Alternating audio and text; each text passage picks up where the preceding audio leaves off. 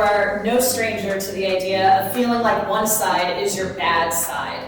Particularly if it comes to turns or relevés, you definitely trust one leg more than you trust the other. And we are often told, well, train your bad side more than your good side.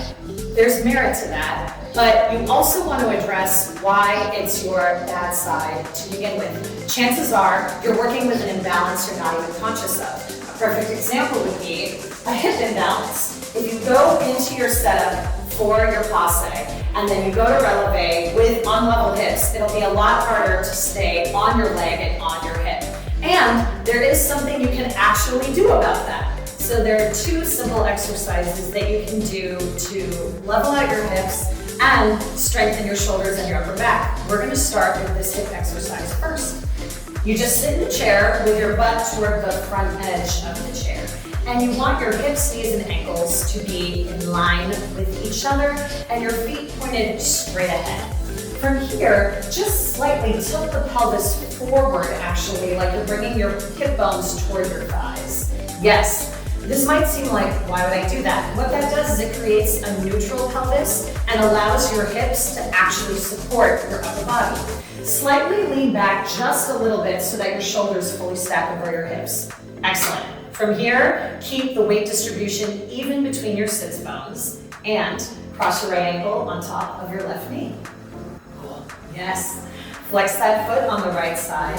Make sure the left or the supporting leg, the hip and the knee stay right in line with each other. Yes. And then you're going to use the outer hip on the crossed leg. You're going to use that muscle to gently pulse that knee down toward the floor. Keep the weight distribution even the whole time. If you feel that you're shifting to one side, that's good information. Root your sits bones on the chair and feel the activation of the outer hip as you pulse your thigh bone toward the floor for 1 minute. Keep your upper body still and stable. After you do this for a minute, you can uncross, reset, and switch to the other side. Do the same thing.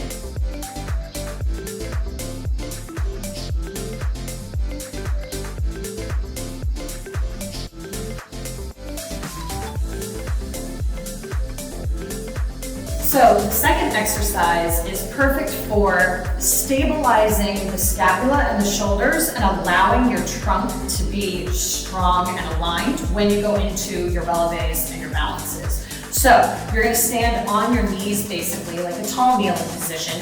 Separate your feet so that they're exactly in line with your knees and your hips. Now, most of the time when you kneel, you're going to feel tightness in the hips and the quads, and your hips are not going to be underneath your shoulders. So tilt the pelvis slightly. Notice that it engages her glutes and it stretches her hips in the front, which is the perfect setup for when you go into your passe relevés. Now, squeeze the shoulder blades together and down away from the ears. You want to keep that engagement as you float your arms out to the side, slightly below shoulder height so that you stay out of your traps. Perfect. Keep your wrists straight. Notice your thumbs are pointed forward. You're going to circle the arms forward 40 times, crossing the front and back side of the body.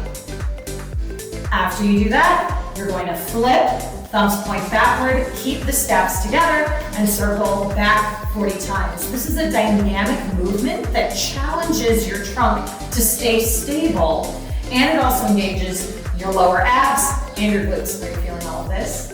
Perfect setup for relevés.